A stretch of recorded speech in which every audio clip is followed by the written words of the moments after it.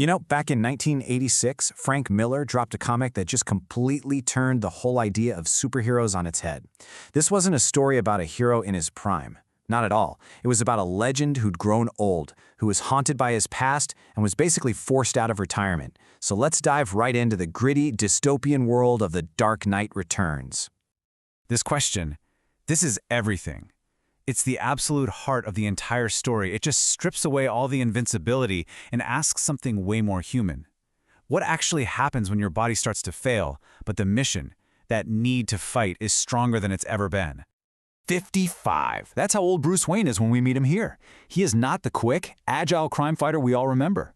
He's an aging recluse, totally tormented by his past and the world he thinks he's left behind. And for 10 years, 10 long years, the cowl has just been sitting there gathering dust. A whole decade since the death of Jason Todd, the second Robin, which is what convinced him to hang it all up. And believe me, those 10 years have not been kind to him, or to his city. So, what has a guy like Bruce Wayne been doing for a decade? Well, this first part of our explainer is going to look at the man behind the mask, and what happens when that mask is gone for good. Without Batman, Bruce is just dying. It's this slow, agonizing death.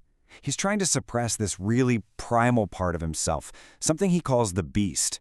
He even gets into super dangerous hobbies like race car driving, basically just chasing the adrenaline he's missing. It almost feels like a death wish. And his life now? Well, it's pretty hollow. The trauma of Jason Todd's death is the big reason he retired in the first place. He even grows a mustache, which is funny because it's not a style choice. It's just another mask to hide behind, to seem normal. And then you've got Alfred, his loyal butler. He's constantly telling Bruce not to go back, but at the same time, he keeps the Batcave perfectly maintained, ready to go. He's this incredible mix of an anchor and an enabler. So while Bruce was retired, Gotham didn't exactly get any better. In fact, it basically rotted from the inside out. Let's take a look at the city he left behind. The city is literally choking under the suppressive heatwave, which is a perfect symbol for all the social tension bubbling just under the surface. There's this new, terrifyingly violent gang called the Mutants running the streets, and the institutions that are supposed to protect people, they've completely and utterly failed. The cops are overwhelmed, and the mental health system is just dangerously naive, acting like pure evil can be cured with a little therapy. And this is one of the story's most brilliant narrative tricks. TVs are everywhere in this comic. They're like this chaotic modern-day Greek chorus. You've got talking heads arguing, news reports sensationalizing everything, and it all shapes public opinion, polarizing everyone into these pro- and anti-Batman camps, and just cranking up the city's fear to a whole new level. Okay, so you've got a tormented hero and a city that's on the absolute brink. You just know something's got to give. This section is all about that breaking point, the events that finally force Bruce Wayne to unleash the beast one more time.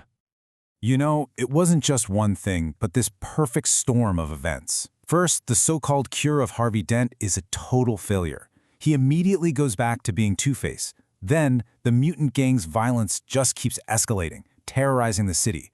And the final straw? A traumatic memory of his parents' murder flashes back, and that's it. His control shatters. The man gives way to the monster. And this right here becomes his new philosophy. In a world that is this broken, this completely insane, Bruce decides that the only real answer isn't logic or reason. It's to become a bigger, scarier, more terrifying force of nature than the chaos itself. But let's be clear, this is not the same Batman. He's 55, he's slower, he's heavier, he can't rely on speed and acrobatics anymore. So what does he do? He adapts. He becomes a bruiser, relying on heavy armor and a Batmobile that is, for all intents and purposes, a literal tank. Now, Batman's return doesn't just rattle the criminals, it inspires a whole new generation. And that generation is really split between two polar opposites: absolute, total nihilism and incredible hope. On one side, you've got the mutants. They have no goal, no ideology beyond just causing pain and chaos.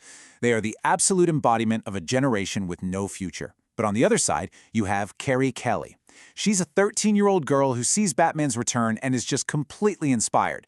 She rejects the apathy of her parents, makes her own Robin costume, and decides she's going to make a difference. She is the future. So, this all brings us to the central conflict of the first half of the story. And it's not just Batman versus crime anymore. No, this is the old guard versus a new breed of chaos in a direct, bloody, brutal confrontation. And these two fights show you everything you need to know about Batman's evolution. In their first fight, he's arrogant. He tries to take on the younger, stronger mutant leader head-on, and he gets absolutely demolished, almost beaten to death. He learns a very hard lesson. So for the rematch, he's smarter. He chooses the battlefield, a mud pit that slows his opponent down, and he uses strategy, not just brute force. And this is the iconic line from that fight. It's the moment he fully becomes this new Batman. He's not a brawler anymore. He is a cold, calculating surgeon, just methodically taking his enemy apart, piece by piece. But here's where it gets really interesting. His victory has this strange, complicated outcome. Instead of just disappearing, the mutants splinter. And a huge faction of them, inspired by Batman's raw power, rebrands themselves as the Sons of the Batman. They basically become his own private violent street army, which, as you can imagine, raises some really uncomfortable questions about his methods and his influence. So what does this all mean? Let's zoom out and look at the core argument of the story. What did it actually take to save a world that's already fallen apart? Ultimately, the story's thesis is this. It frames Batman not as a simple hero, but as a kind of necessary evil, a force of will so powerful that it can impose order where society itself has completely failed. It suggests that the only rational response to madness is in fact a superior form of madness. And that's the question the story just leaves hanging in the air. In a broken world, is a monster the only thing that can save it? It's a dark, complex, and honestly, a pretty unsettling thought.